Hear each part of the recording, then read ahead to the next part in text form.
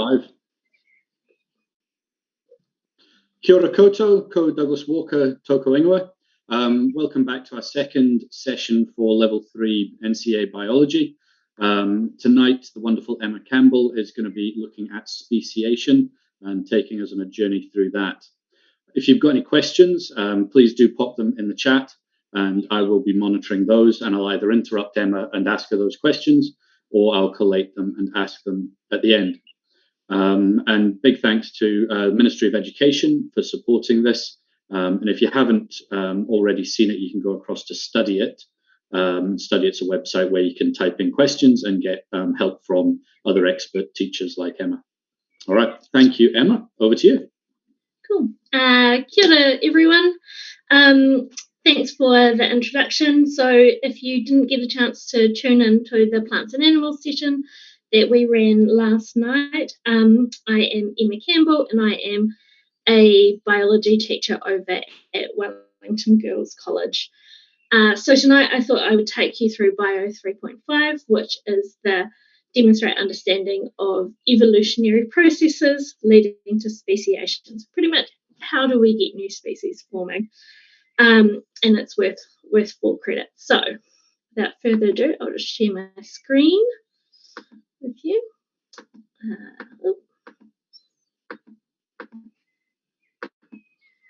Here we go. Sorry about that. Okay. So I like to be able to look at a unit and a topic and have an idea of how it all fits in together. And this is how I visualize the speciation topic. So we've got our key ideas around, well, what is a species? The ideas around factors that affect allele frequency, types of speciation, and reproductive isolating mechanisms. I usually would group those all together into mechanisms of evolution, mechanisms of speciation. So pretty much how do we get a new species forming? Then after that, we can move into talking about patterns of evolution. So looking at multiple speciation events and have a look, can we see any patterns within that? So the first part of the topic is very much looking at microevolution, population genetics, and how populations change over time, whereas patterns of evolution is zooming out and looking at it from a much wider point of view at how we get multiple speciation events happening. And then we finish off talking about the evidence of evolution. It's important that you are able to identify and how that fits into your context. So the thing to keep in mind with speciation is this topic is very contextual, okay, which means that across a species that you've never even heard of before. And the examiners or your teachers can't possibly expect you to know the evolution of every species ever. But instead what they do want you to be able to do is read about this context and apply your ideas and see how they fit into that context. So they will give you all of the information that you need to know in the blurb. It sometimes means that these questions come with a bit of reading, often with a diagram or a graph, and it's important that you have a chance to practice interpreting that kind of information. So I thought we'd get into it by talking about what is a species. It's something that you talk about right from the very start of your biology career. When we talk about kind of ecosystems and biodiversity, we talk about species, but actually the concept of what a species is really complex. So the technical definition is a group of organisms which normally interbreed in nature to produce fertile offspring. So take, for example, a horse and a donkey. They're considered separate species because although they can breed, they make a hybrid, a mule, which is infertile. But the concept of what is a species gets blurred along the way because there's things like subspecies or breeds. So, for example, we might have a species, species A can breed with species B, and species B can breed with species C, but A and C cannot breed together. So there's a lot of complex ideas around and a lot of exceptions to the rules. So a example might be like around the domesticated dog, our Canis familiaris here, okay, and how they could potentially breed with jackals, also members of the same genus, Canis group, but the jackal species can't interbreed with one another. So it is a lot more complex, and we're starting to re-look at how we determine what species are. So, for example, members of the same species that we thought were part of the same species, now that we've got DNA analysis, are a lot more diverse than we originally thought, or species that we thought were quite different, turns out they're a lot more genetically similar than we thought. So it's important to understand that we're still getting our head around what is a species. So moving into mechanisms of evolution. So it's about, if I was to ask you a question about physics or speed in physics, you would probably talk about the unit meters per second, maybe kilometers per hour. But if I was to ask you a question about evolution, it's important that you talk about the unit of change, which is allele frequency. So if I was to look at how often a certain allele appears in a population, so its frequency, and then I was to come back in 1,000 generations' time, and I was to look at that again, and if it has changed, so maybe a certain allele has become more common or less common or gone extinct, then I would know that there's been a change in that population. So when you're talking about physics, you talk about meters per second. When you're talking about evolution, it's really important that you talk about allele frequency and tie it back to changes in allele frequency. And there's a number of things that can cause a change in allele frequency. So if you did genetic variation and change at level 2, then you'll be familiar with these concepts because we touch on them in that unit as well.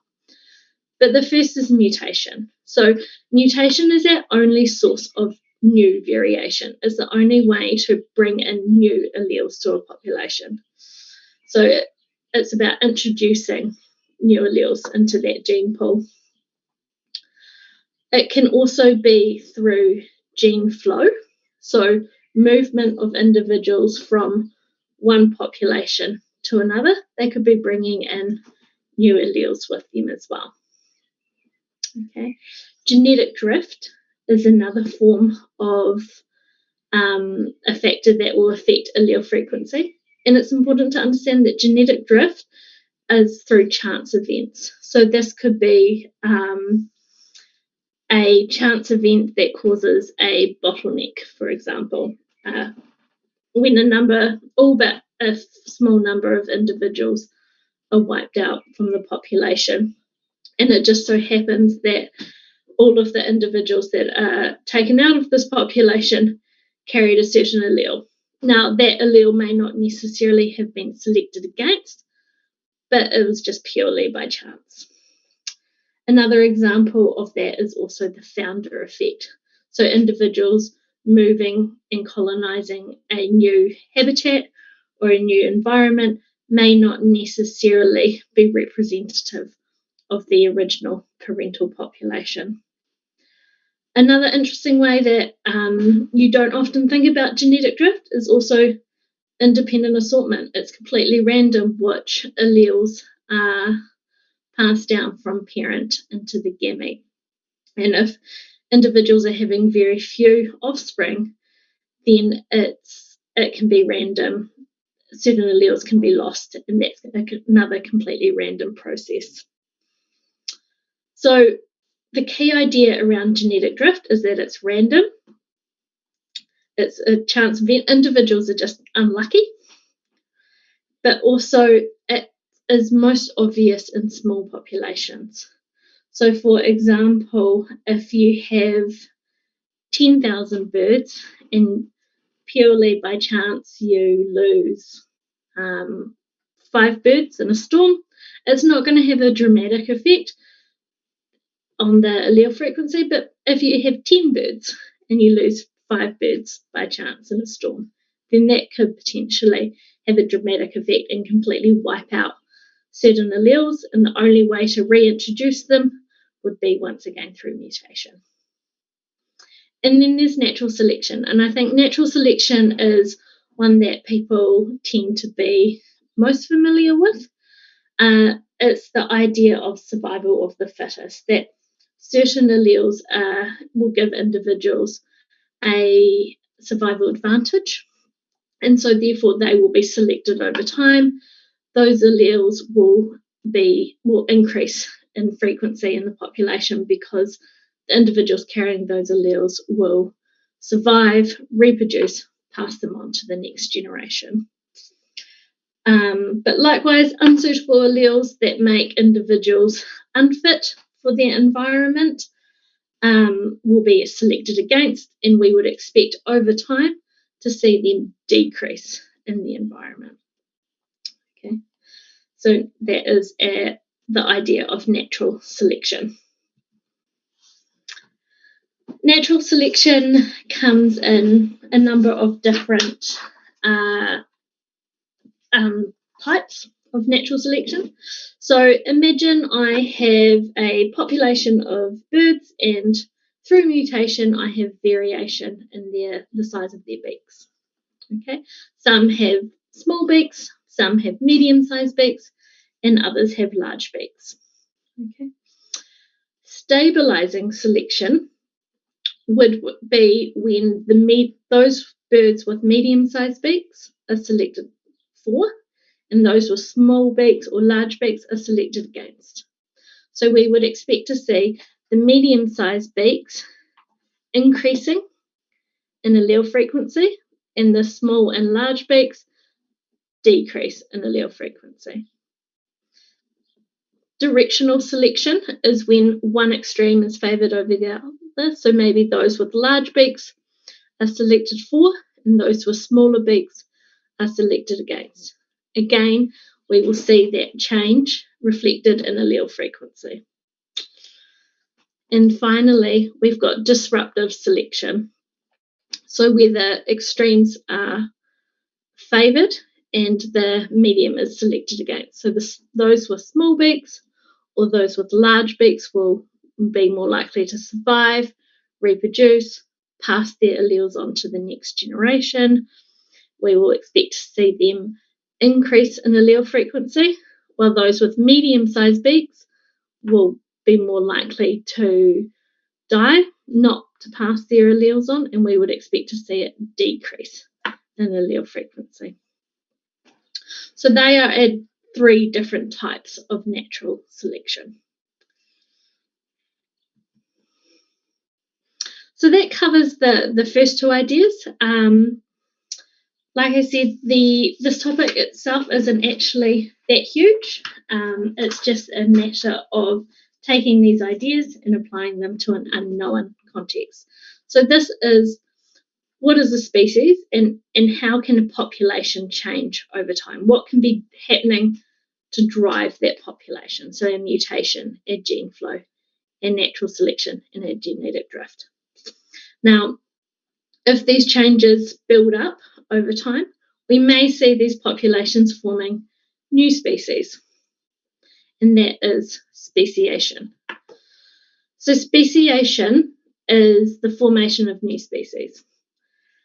For a species to, I guess, undergo speciation, or a population to undergo speciation, the key idea is they need to be reproductively isolated from one another. So think about our donkey and our horse. They are reproductively isolated from one another because they are not producing fertile offspring. So no gene flow is occurring between their populations. Now there's two types of speciation. There's allopatric and sympatric speciation.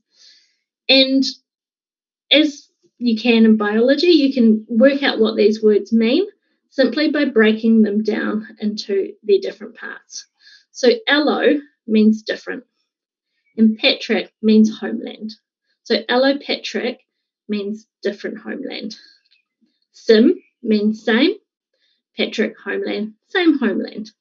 And so that can give you a hint about what the different types of speciation are, and it can kind of help you to jog your memory. So let's come back to reproductive isolating mechanisms. So allopatric speciation is when two populations become geographically separated. And we see this a lot in New Zealand, particularly because we do lie on a plate boundary. And so there has been a lot of changes in New Zealand geography over the years. So, for example, the rise of the Southern Alps separating the west coast and the east coast of the South Island from one another. It means that populations before the Southern Alps arrived, populations may have been able to show gene flow, but then when the mountains were created, they were built, they prevented any gene flow from happening. Also, the formation of Cook Strait, there have been periods of time where the North and South Island were connected. So there was gene flow between populations on what is now the North Island and the South Island, but are now isolated from one another. So in order for allopatric speciation to occur, there needs to be certain stages to happen. So first of all, we need variation, okay? The population needs to show some sort of variation. So the only way that we can get new variation in a population, remember, is through mutation. It's the only way we can get new alleles, new differences. They become geographically isolated, so the populations are separated and there's no gene flow between them. Often when two populations have become geographically isolated, they're exposed to different selection pressures. So take, if you've ever spent much time in the South Island, the west coast of the South Island has a very different climate and environment to the east coast of the South Island. So what is an advantage on one side of the Southern Alps may not necessarily be an advantage on the other side of the Southern Alps. So they're exposed to very different selection pressures or natural selection. So we see different alleles increase in allele frequency. Over many, many generations, those populations may build up.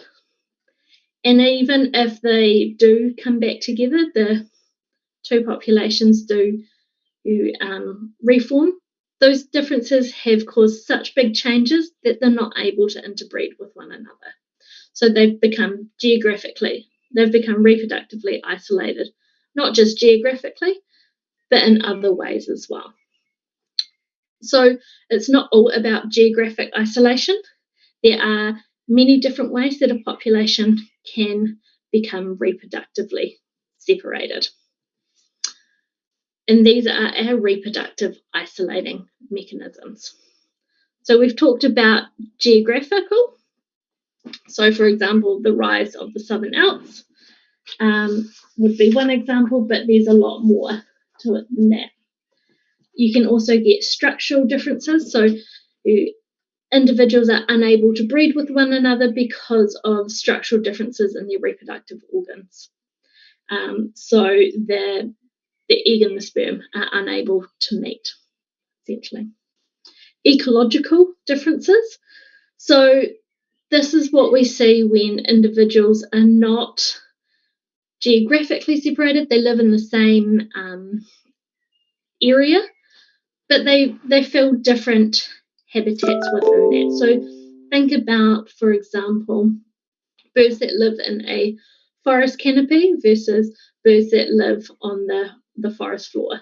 They're not geographically separated. They can still get to one another, but because they are spending their time in different parts of the habitat, they're not really coming into contact with one another, therefore they're not breeding with one another. Temporal is another one. It's really important that animals of the same species are breeding at the same time.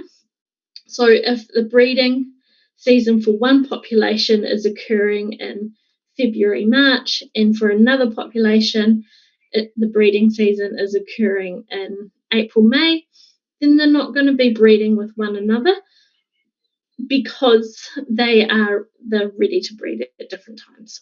So they can become reproductively isolated. Behavioural as well. If you've done the plants and animals topic, you'll know that there's a lot of very specific actions that go into courtship behaviour.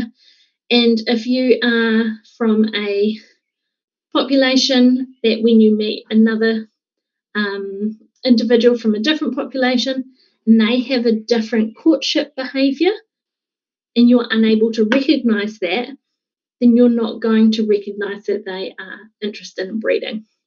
So they are behaviourally separated. And finally, gametic isolation.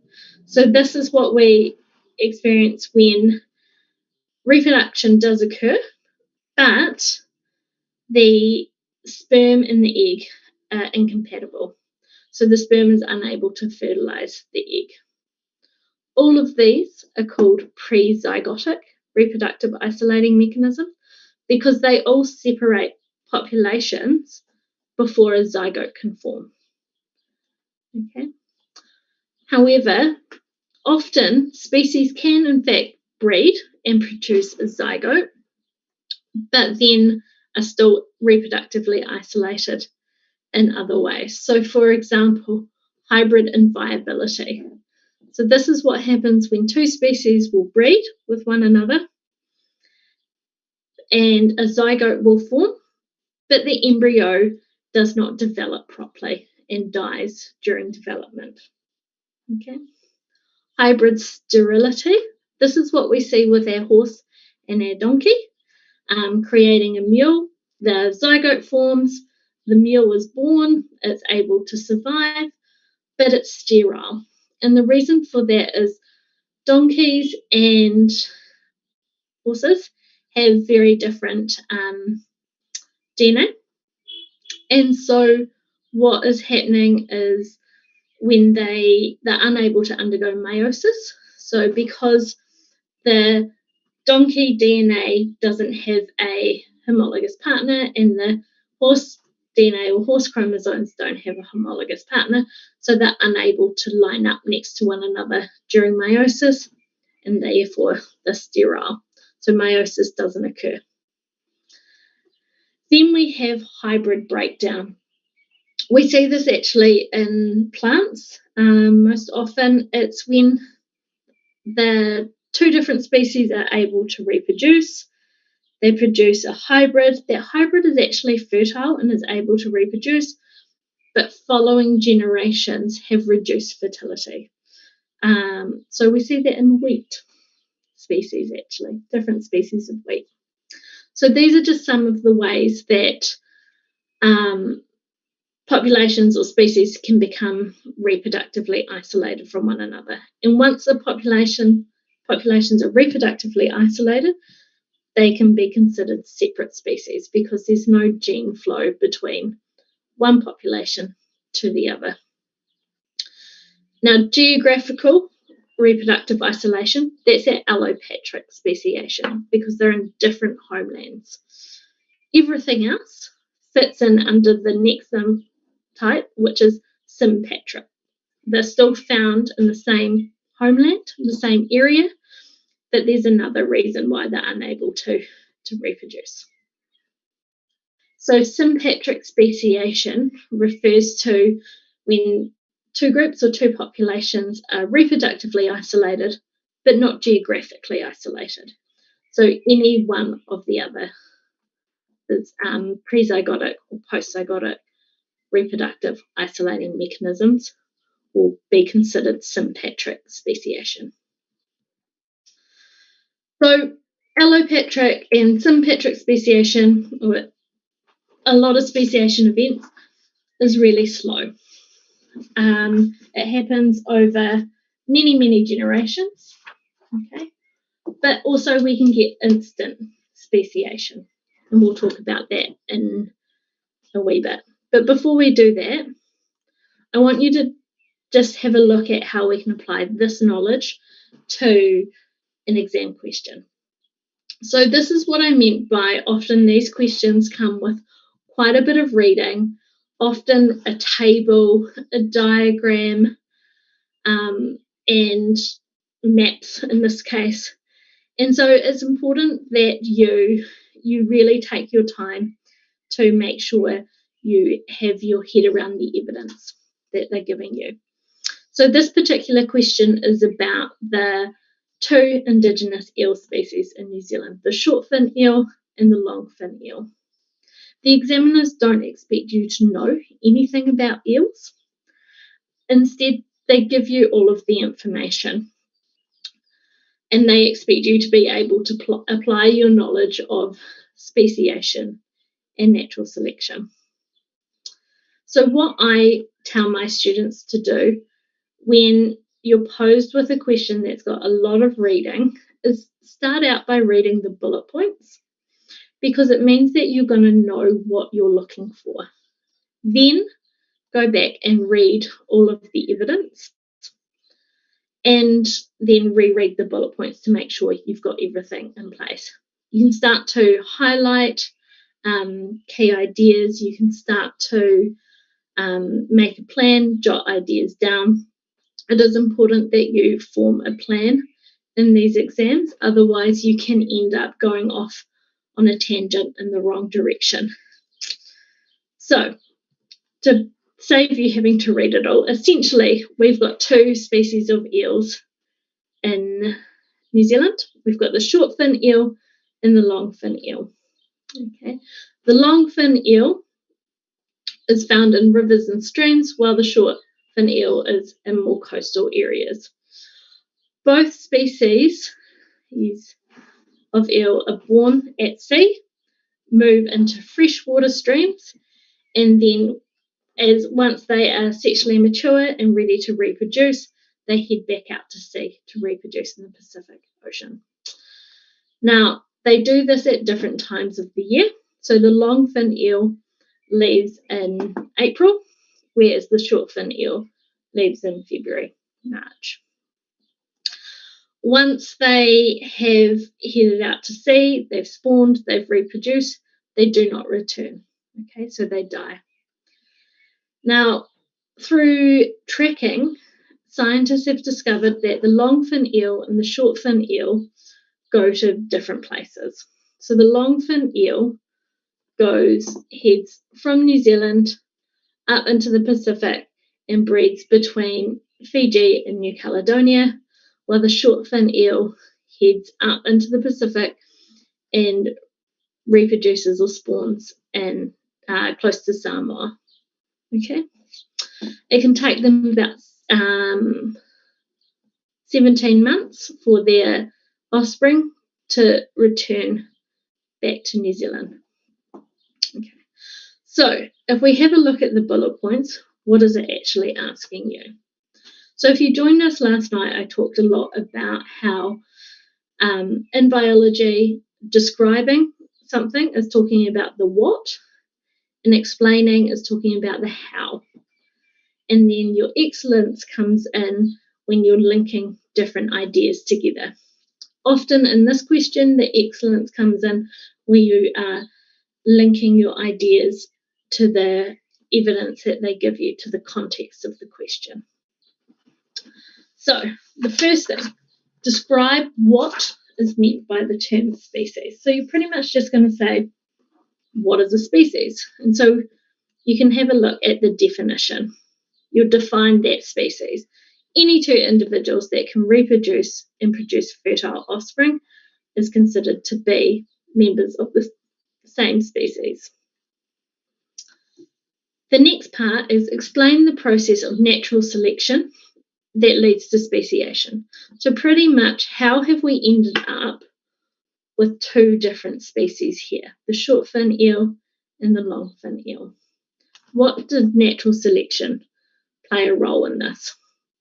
And so pretty much we've got variation, because we know that the migration pathway is genetic, it's innate. They don't learn it from one another, they instinctively know. So it's genetically driven. So in order for genetic behaviours to change, we need mutation. Okay, it's variation. The only source of new variation is through mutation. As a result of this mutation, they've taken different migration paths. The short fin eel to Samoa and the long fin eel to Fiji or New Caledonia. Now, this variation, these alleles controlling the migration pathways, has offered some sort of survival advantage, because we've seen an increase in allele frequency. So it's been selected for over time. But what it has meant is that there's no gene flow between these different groups. Okay, so they've become geographically isolated from one another. The short fin eel breeding up by Samoa, the long fin eel breeding a reasonable distance away for an eel near Fiji, New Caledonia. Okay, so that is how natural selection has led to the speciation. So there's no gene flow. They've become geographically, reproductively isolated from one another. So explain the patterns and the mode of speciation. Whenever they talk about mode of speciation, they want you to identify what type of speciation is this. Now, we know that they've been geographically isolated from one another, so we know that it's going to be allopatric speciation. Okay, so again, Samoa versus Fiji and New Caledonia. Therefore, their mode is allopatric. They're geographically separated, they're in different areas. We could also argue that there is temporal reproductive isolation. Remember, they are migrating at different times of the year or breeding at different times of the year. But as a result, we've had no gene flow between these populations, and they've resulted in divergent evolution. So that is one of the patterns of evolution that we'll talk about later on as well. Okay, so we've ended up with going from a single ancestor eel species into two separate species now. So they've diverged from one another. So the final point is discuss. So this is where they want you to really use the evidence and linking into the context of the question. So discuss how the processes and mode of speciation could have caused physical and behavioural differences in both the short-finned eel and the long-finned eel.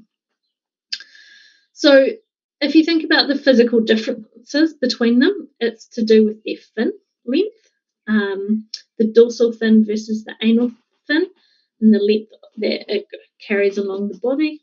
Short-fin eel obviously has shorter fins. Okay. And how could these processes have caused that? Well, if you think about it, it could actually be the founder effect. I don't think the fin would necessarily offer a difference in the survival, because they're both actually travelling really far distances, and they're not one's not necessarily travelling further than the other. But what is likely to have happened is that this mutation just happened to occur in a individual that had short fins, and so the migration pathway for those individuals changed. They reproduced. So short fin individuals are breeding with short fin individuals because they also happen to have the same migration pathway. And so as a result, we're not getting the gene flow between short fins and long fins. Okay, so it's quite possible that it is the founder effect. Also, we've got behavioural differences. We've mentioned before about the timing in their migration. Again, if they're breeding at different times or migrating at different times of the year, we're not getting a lot of interbreeding between them. So if we take what we've done here is taken a question that has a lot of information and a lot of reading, but you can actually apply your ideas to it quite easily in terms of natural selection, how can it lead to a new species forming, and how species become isolated from one another.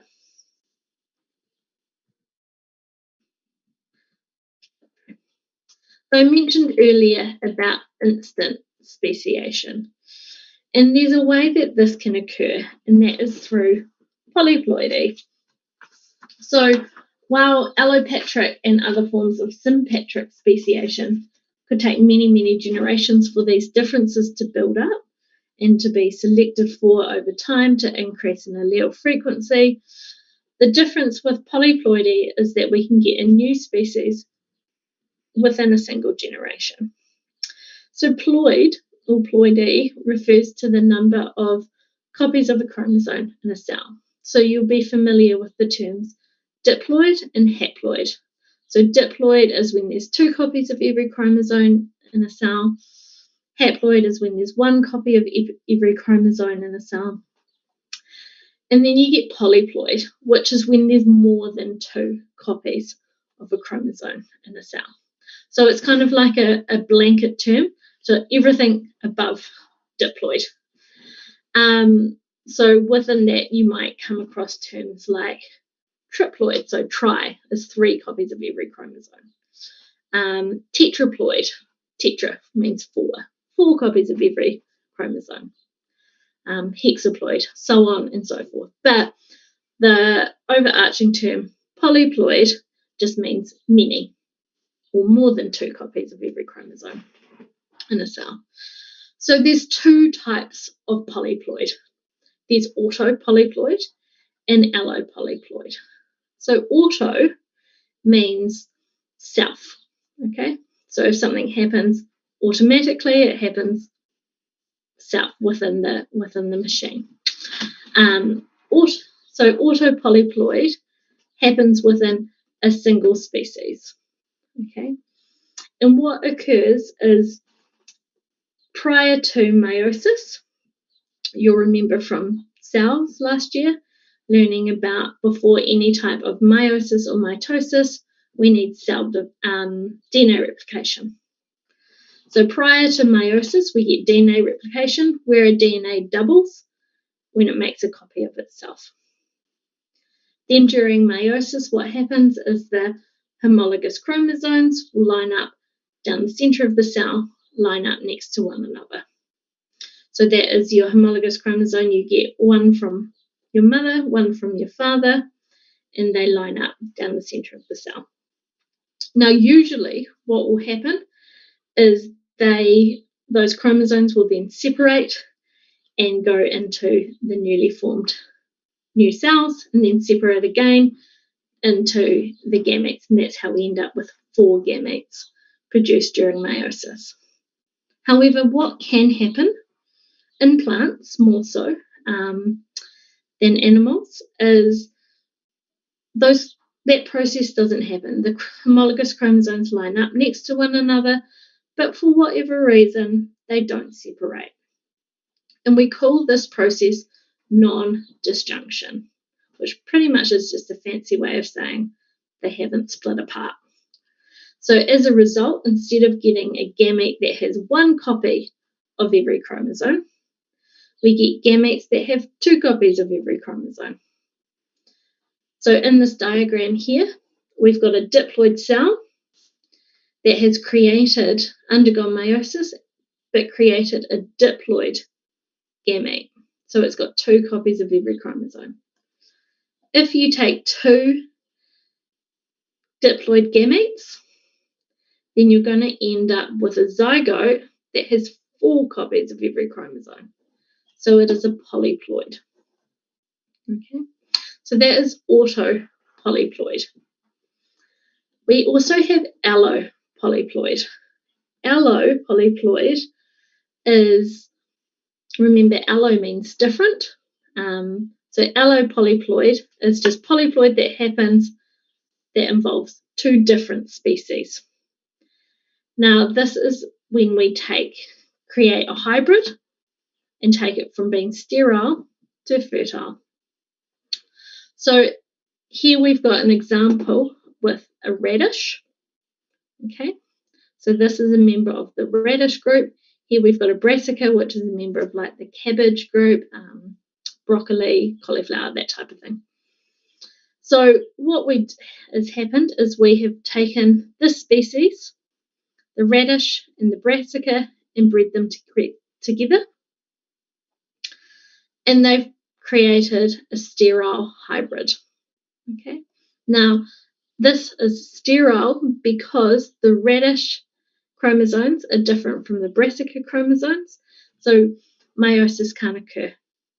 Those homologous chromosomes don't exist. They can't line up next to one another. So we don't see any form of meiosis happening, so it's sterile, just like with our horse and our donkey, but in this case, a radish and a brassica, creating a sterile hybrid. However, they can undergo mitosis. But before you get mitosis happening, you need DNA replication. So that all of those chromosomes will undergo DNA replication, they will double, and then they'll line up down the center of the cell where usually they will be separated. However, once again, we'll end up with non-disjunction. So for whatever reason, the chromosomes don't separate from one another. And so as a result, we've formed a process called somatic doubling, which pretty much just means doubling the chromosomes in a body cell or a somatic cell. What that now means, though, is there are now cells in that hybrid which have two copies of every chromosome. So two copies of the radish chromosomes and two copies of the brassica chromosomes. As we know, when it comes to plant cells, plants can be totipotent, which means that they can form a whole individual from any given cell within the plant. So potentially, the idea is that from this cell, they can reproduce more cells, and through asexual reproduction could end up producing a whole new plant that has two copies of every chromosome and is now fertile, so is now able to undergo meiosis. So our hybrid has gone from being sterile to fertile. Our hybrid is not a radish, nor is it a brassica.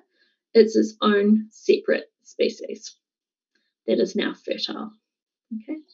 So both of these processes can lead to new species forming.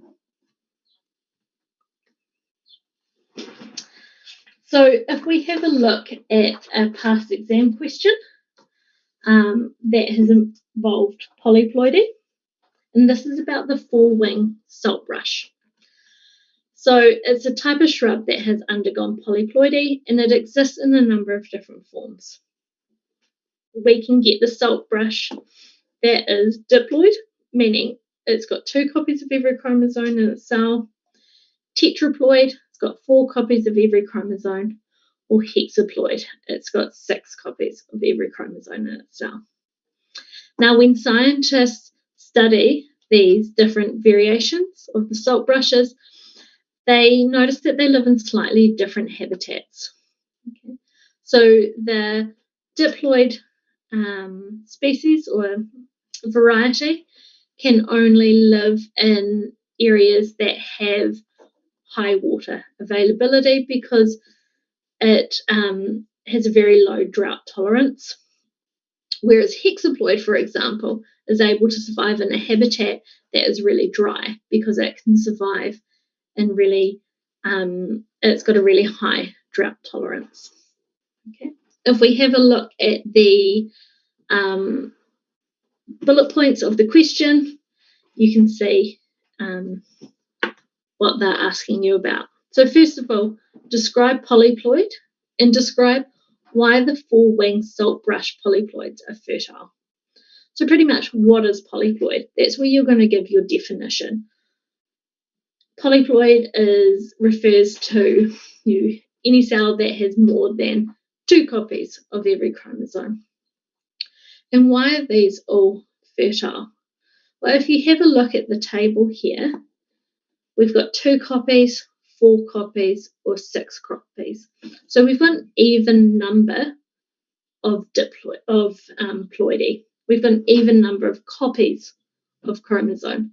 So they're fertile because they're able to undergo meiosis, because every one of these varieties has an even number of copies of chromosomes, so every chromosome has a homologous partner to line up next to down the centre of the cell during meiosis. You can get polyploids that have odd numbers of copies of chromosomes. So triploids, for example, is when we've got 3 copies of every chromosome, and they are infertile. So think about things like seedless grapes, that type of thing. Seedless watermelon, they have odd numbers of every chromosome. And that's because not every chromosome will have a homologous partner to line up next to down the centre of the cell during meiosis. So meiosis can occur. Okay. Then next, explain how polyploid formation could occur in the 4-winged saltbush. So this is where you're going to talk about the non-disjunction. So the failure for chromosomes to separate during meiosis, and as a result we end up with gametes with more than one copy of every chromosome. You want to make sure you're referring specifically to the question. So talking specifically about the 4-winged saltbush and how it could have possibly ended up with 2 copies of every chromosome or 4 copies of every chromosome or 6 copies of every chromosome, etc. So, for example, if we take the diploid variety, instead of it's got 2 copies of every chromosome in their cells, usually it would produce gametes that have 1 copy of every chromosome, but through non-disjunction, it's produced gametes that have 2 copies, or diploid gametes that have then fertilized, forming a zygote with 4 copies. 2 copies plus 4 copies gametes form a zygote with 6 copies, etc. So what needs to occur for them to be considered separate species? Well, think back to what we talked about earlier in the tutorial. For any individuals to be considered separate species, they need to be unable to reproduce and produce fertile offspring. So there needs to be some sort of reproductive isolating mechanism. So, for example, maybe they can reproduce with one another, but the hybrids are sterile. Okay, and so that would be considered a form of sympatric speciation. And then finally, discuss how the change in structure of polyploids may lead to speciation. So what we may see happening is the polyploids might be more drought tolerant, as mentioned in the evidence of the question given, and so could potentially move into a new ecological niche, or it could outcompete the parent population. So the hexaploid may have a survival advantage that the diploid variety doesn't have. Often we see that in polyploids. It's this concept of hybrid vigor, which is when heterozygotes or ploids often have a higher survival advantage than the original, and it comes down to it's like the opposite of an inbreeding depression. So remember, inbreeding is really bad for a species because we lose a lot of genetic variation, and so it can really affect the survival of that species, and that is what we refer to as an inbreeding depression. However, hybrid vigor is the opposite of that. So think about a liger, so a hybrid between a lion and a tiger. Often they show exaggerated traits higher than both a lion or a tiger. So a liger, for example, is really, really big. That's what's known as hybrid vigor. And we often see that in our polyploids as well. This concept that the heterozygotes or the things like hexaploids have a survival advantage. Okay, so that takes us through the mechanisms of reproductive isolating, the mechanisms of speciation, so how we get new species forming, how a population changes over time, how those changes might build up to form a new species, particularly the idea of reproductive isolating mechanisms and how they tie in together. What I want to do now is just take us through the patterns of evolution that we might see. So, for example, if we look at multiple speciation events over time, over a number of thousands of years, what patterns do we see forming? So Emma? There's a number of... Oh, yes. Hi, Emma. We've got a question Yeah. here. In a past exam, it stated that when the water level was high, it was allopatric speciation, but turned into sympatric as the water lowered. And the question is, how is it allopatric if they're on the same land? So it could be allopatric speciation if that water was, for example, separating them and causing a lack of gene flow, so that geographically they've become separated. So, for example, take the North and South Island.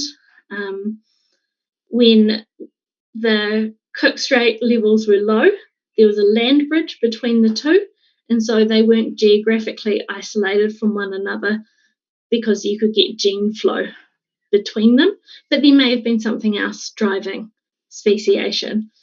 Whereas as the sea levels rose and Cook Strait formed, separating those two land masses, then what's gone from one land area has now become two, and they've become geographically isolated. If that makes sense? I think it does, Emma. Thank you very much. Okay, cool. Hopefully that answers your question. So moving into talking about patterns of evolution. So looking at multiple speciation events over time, we've got divergent, which is the one you're probably most familiar with, how we've gone from one species to two or to more. Within divergent, we also get adaptive radiation.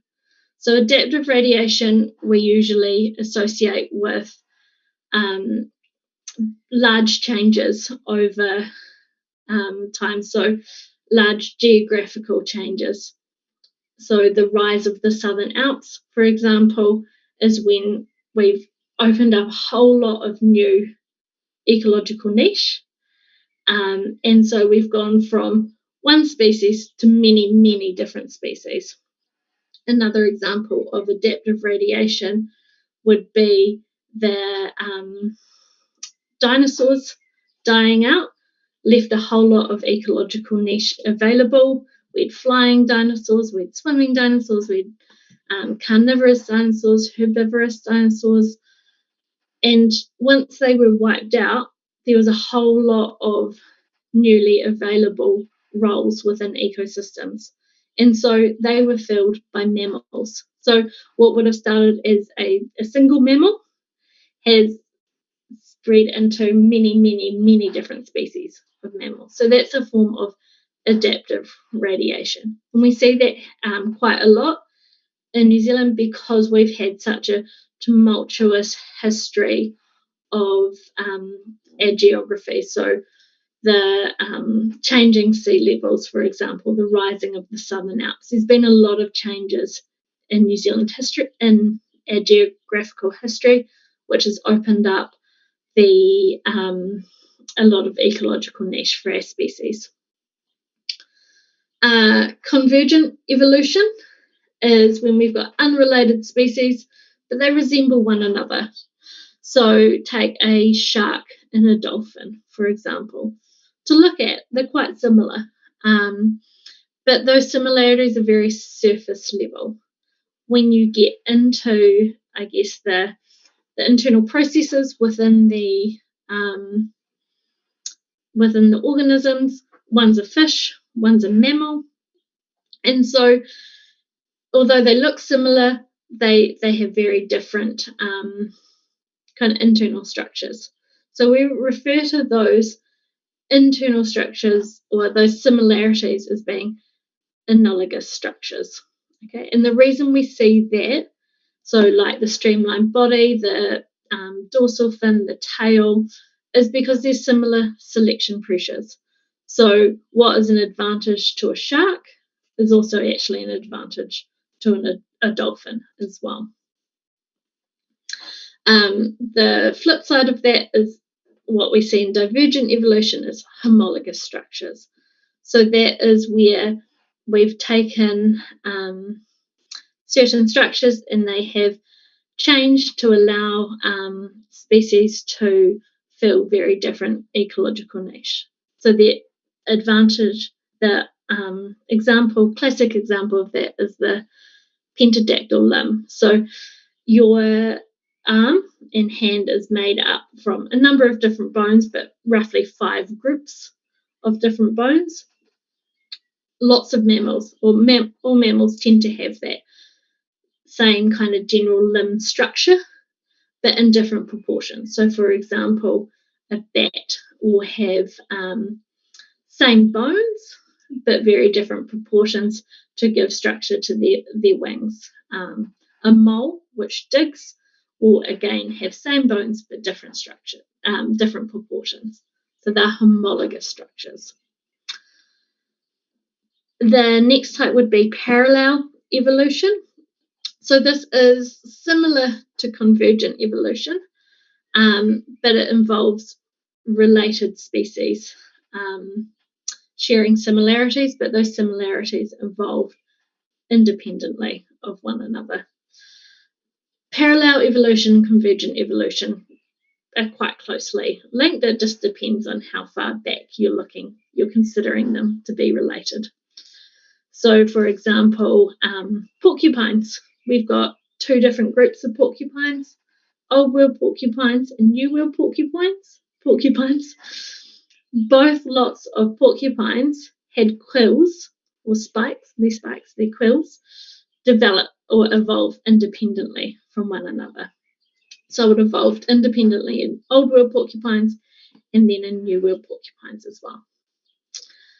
And finally, we've got co-evolution, which is like a reciprocal evolutionary change that we see in species that have a really close ecological relationship. So predator-prey, host-parasite, flower, pollinator.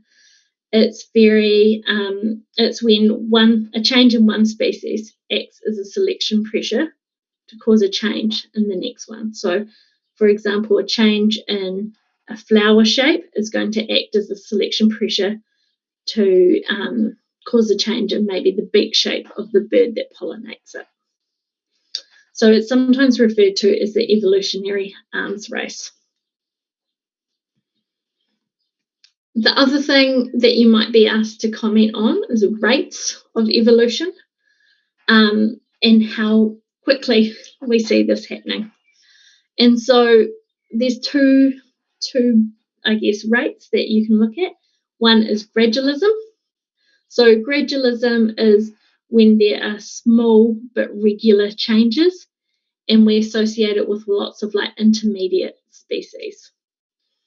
So we might experience this when selection pressures are consistent but not particularly strong.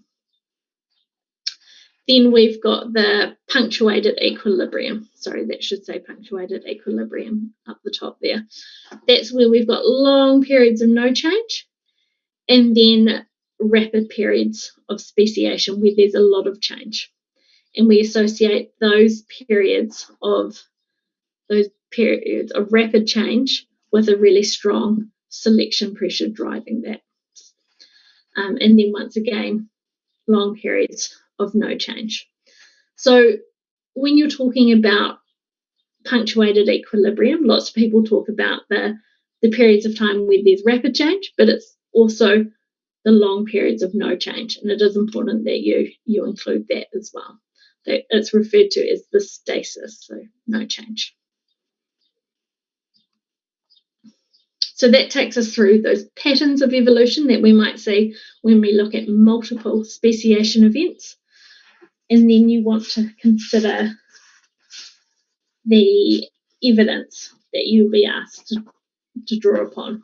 So, for example, you might come across a question that talks about evolution, and therefore you're given some evidence and asked to talk about how that evidence might support this context.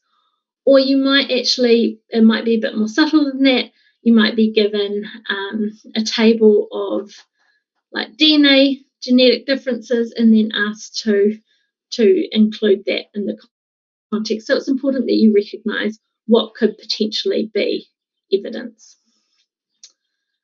And any of these things can be considered evidence for evolution. Previously, we've relied a lot on fossils because for a long time that's all we really had or we really fully understood.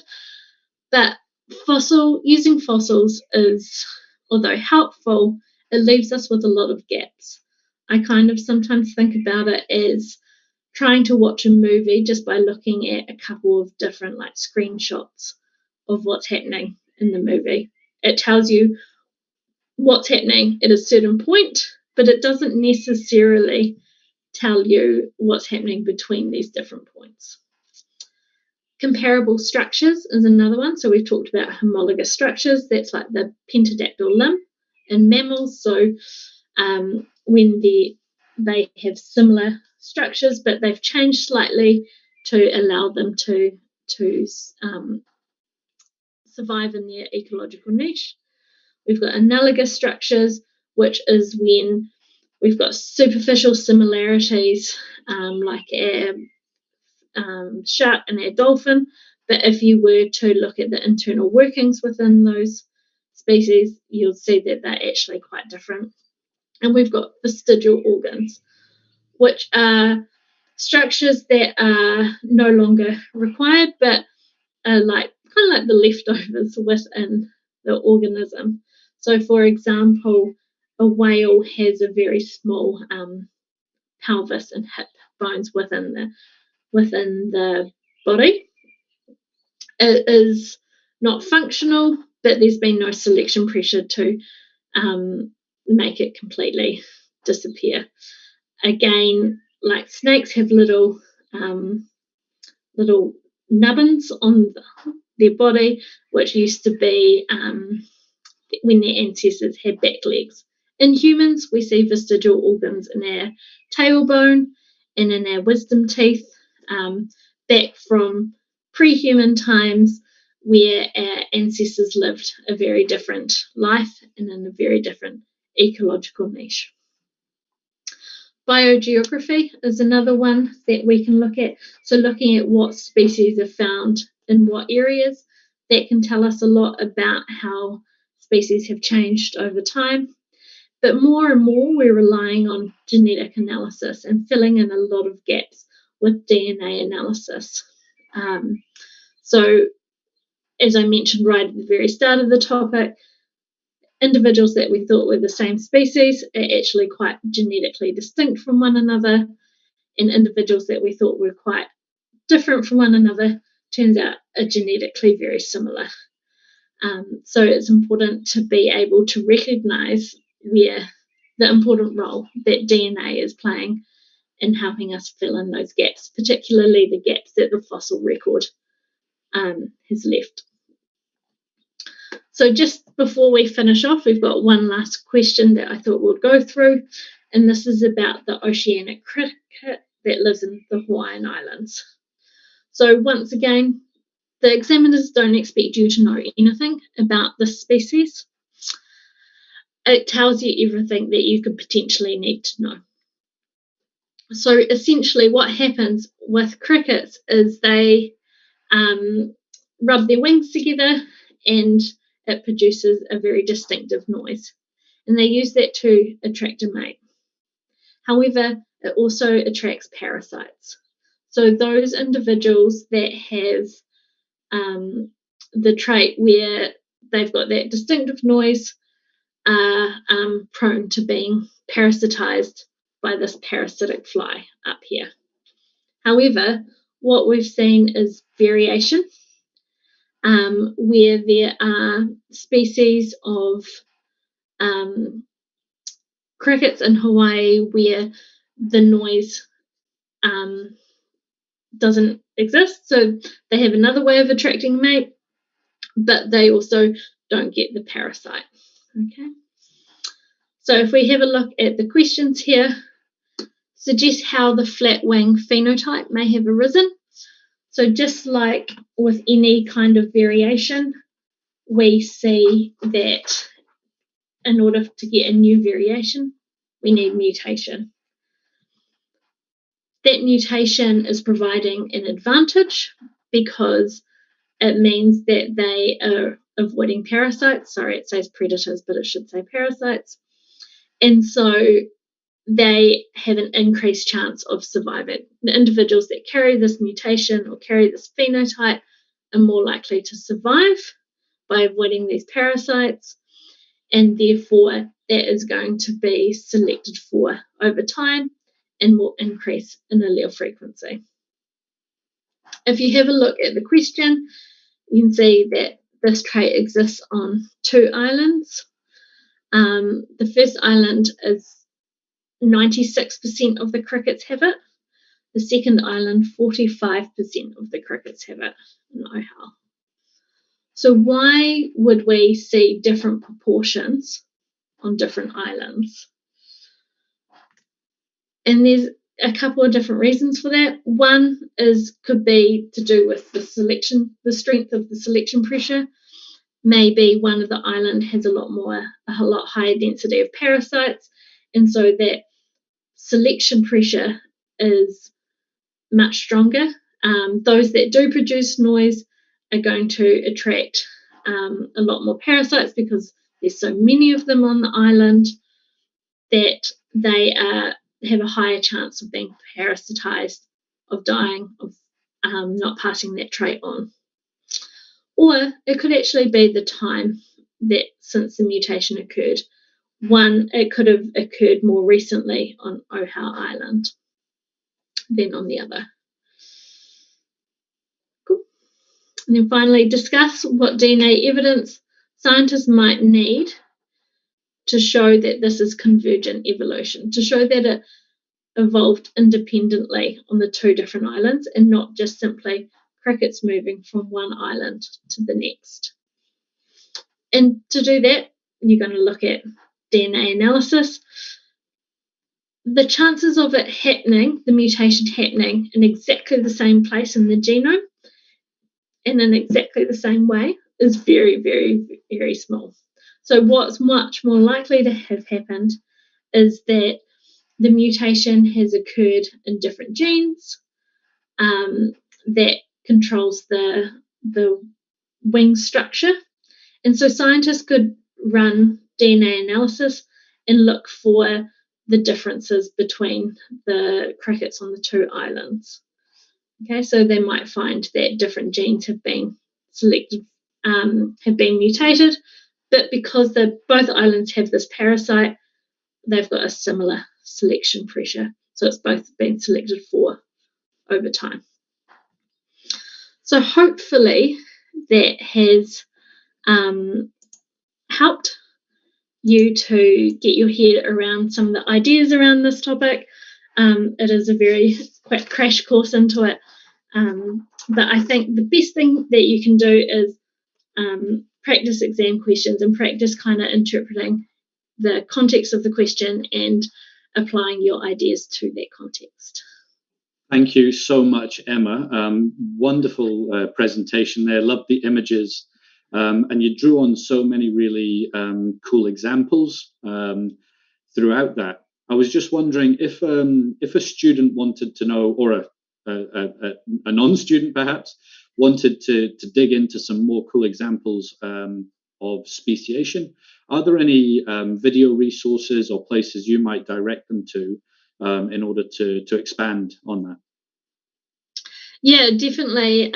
There's some really cool, really helpful resources out there online. I find there's a number of resources or websites that I've found really useful in terms of like helping me with this topic specifically. So like study time and past biology and things like that are really helpful resources. But even just out of fascination, because it is such an interesting topic, like National Geographic and all of those like scientific based publications have some really, really cool examples of it. And we're really lucky in New Zealand because we are a biodiversity hotspot. We've had so much rich speciation events and evolutionary events in our history that there are some pretty awesome examples. Awesome. Thank you so much, Emma. And we look forward to catching up with you for the next one at the start of next week. Is that right? Yes, Monday. Monday. Awesome. Have a great night. Well done. And we'll look forward to catching up with you then. Awesome. Thank you very much. See you guys. That has ended.